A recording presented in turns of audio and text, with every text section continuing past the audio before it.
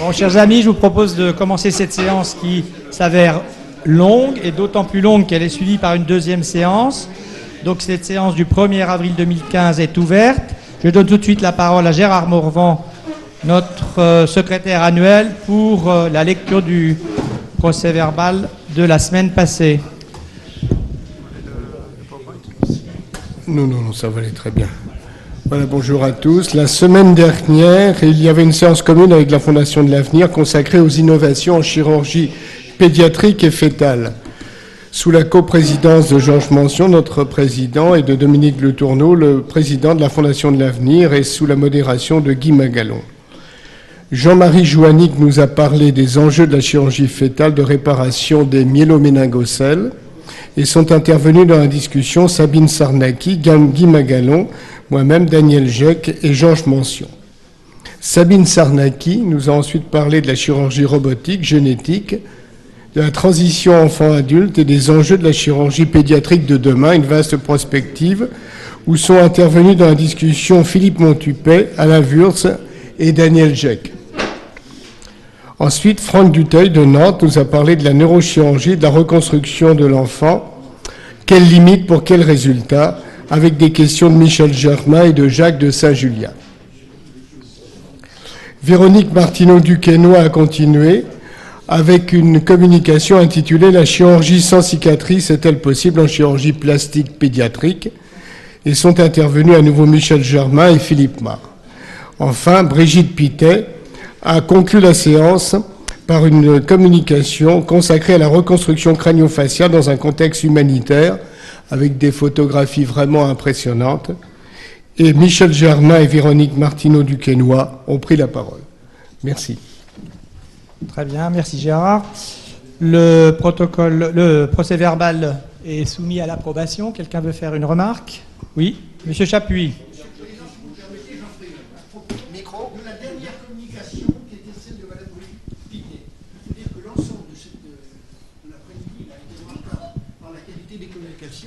Cependant, on a tout de même un certain nombre d'entre nous, nous nous sommes posé la question, mais ces enfants terriblement défigurés, dont la moitié du visage disparaît complètement jusqu'aux os, pourquoi et d'où cela vient? Et ça, elle n'a pas précisé l'étiologie.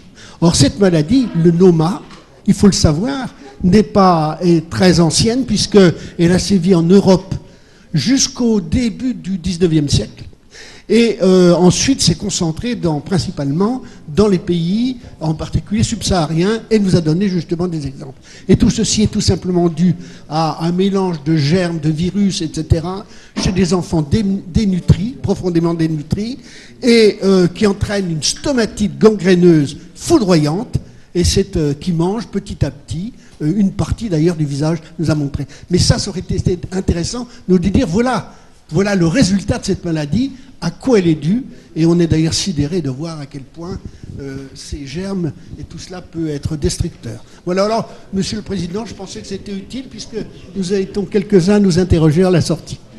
Très bien, merci beaucoup Yves Chapuis pour ces précisions. Quelqu'un d'autre veut prendre la parole? Quelqu'un s'oppose à l'adoption du procès-verbal? Quelqu'un s'abstient? Le procès-verbal est... Ah, pardon, Monsieur Launois. Non, juste une remarque en ce qui concerne l'intéressante discussion faite par Yves Chapuis. Je pense que ça rentre dans le cadre de nos rubriques intitulées « À propos du procès-verbal ».